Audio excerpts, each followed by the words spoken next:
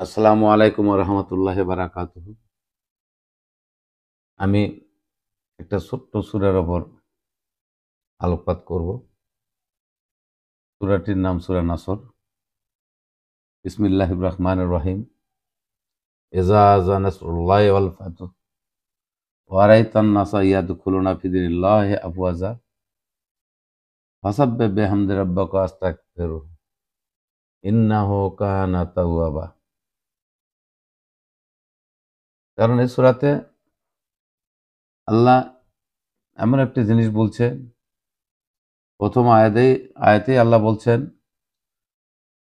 যখন আসবে আল্লাহর সাহায্য, ইসলামের চূড়ান্ত বিজয়।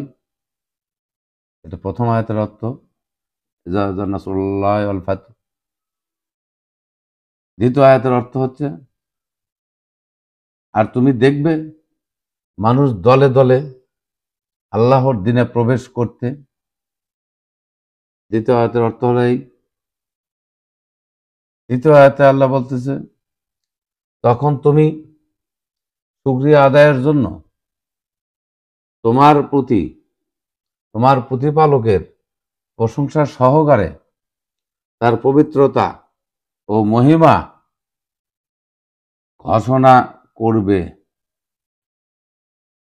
আর তার কাছে ক্ষমা প্রার্থনা করবে।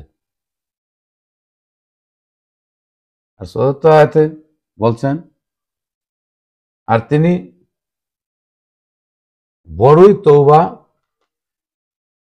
কবুলকারী।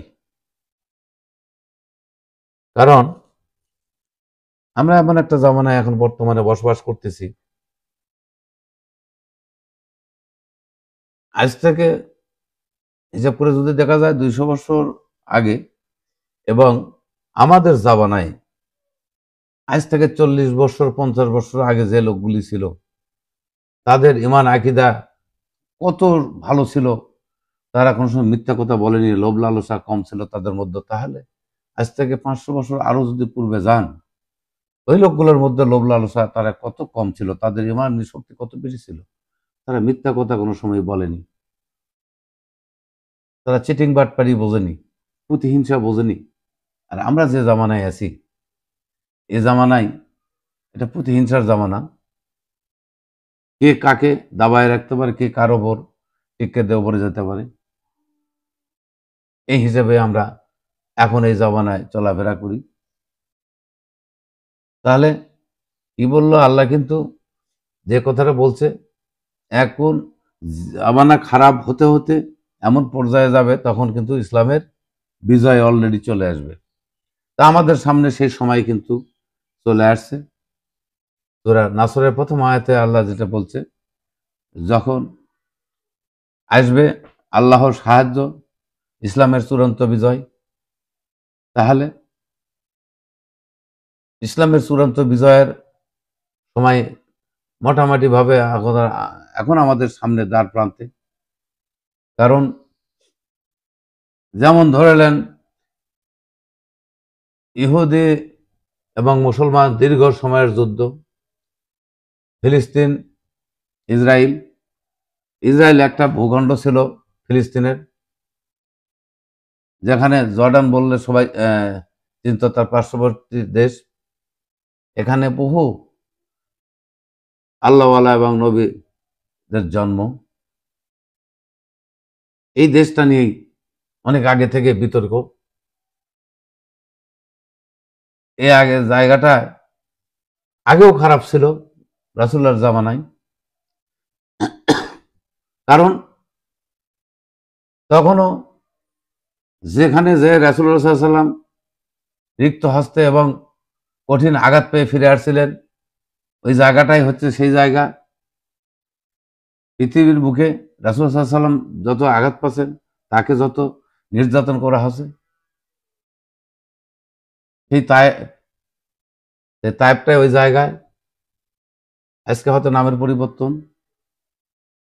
তাহলে সেখানে কিন্তু আমাদের বিজয়ের সম্ভাবনা ঘনাঘাটা চলতেছে। তাহলে আমরা ধরে নিতে পারি, এটা একটা উদাহরণস্বরূপ। হয়তো এ জামানায় আজ হোক আজ থেকে 5 বছর 10 বছর পরে হলেও, 20 বছর পরে হলেও সূচনা কিন্তু ইসলামের বিজয় আসবেই, এবং ইসলামের বিজয় চূড়ান্ত বিজয় হবে। এটা কিভাবে ইঙ্গিত করছে? এই চূড়ান্ত ইঙ্গিতটা আমরা কি বুঝি? এর পুরো ব্যাখ্যাটা কিন্তু আমি পরবর্তীতে বলবো, কারণ এটা একটা ইঙ্গিত। যেমন আমরা হাদিস অনুযায়ী যেমন বলি, ঈসা আলাইহিস সালাম আবার দুনিয়াতে আসবে, ইমাম মেহেদী আসবে। এটাকে এই সূরার মধ্যে এই ইঙ্গিতটা কিন্তু পাওয়া যায় যে ইসলামের চূড়ান্ত বিজয়। এটা আমি আল্লাহ যদি বাঁচায় পরবর্তী ভিডিওতে আপনাদেরকে বিশদভাবে ব্যাখ্যা করব। তো বলে আমি আজকের ভিডিওটা এটুকু শেষ করছি। বাদ বাকি ব্যাখ্যাটা পরবর্তী ভিডিওতে পাবেন। সবাই আশা করি যে দেখার অপেক্ষায় থাকবেন।